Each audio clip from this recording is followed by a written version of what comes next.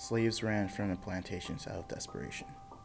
They feared being shipped south due to the horrific conditions that would work them to death.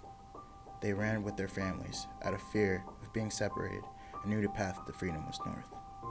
All odds were against them, but a kind-hearted abolitionist named Thomas Garrett gave these freedom seekers the support they needed. Thomas Garrett inspired Quakers to take a stand against slavery.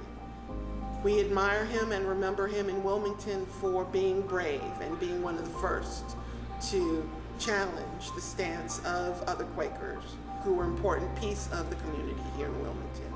He came here from Pennsylvania as a businessman and invested a lot of his own personal resources in helping other people find their freedom. In May of 1848, two slave owners brought suit against Thomas Garrett and John Hunt in Newcastle Courthouse. They were convicted of harboring and aiding the Hawkins family, who were fugitive slaves trying to make their way to freedom.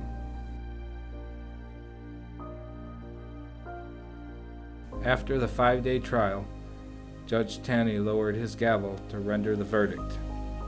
Thomas Garrett was found guilty and fined $5,400, and John Hunt was fined $1,500.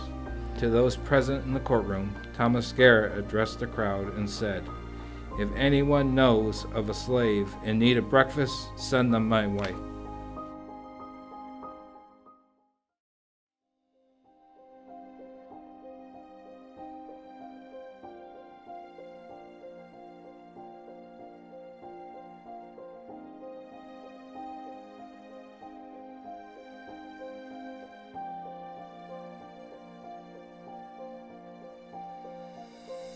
Traveling on the Underground Railroad was a challenging journey.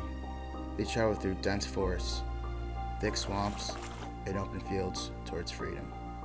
Usually traveling at night under the cover of darkness, freedom seekers would often use creative ways to travel during the day.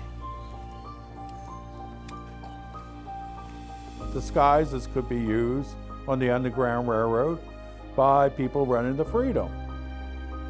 So dressed them as workers and gave them tools, and they carried them through the streets in broad daylight. Well, no one thought anything about it because they were going to work.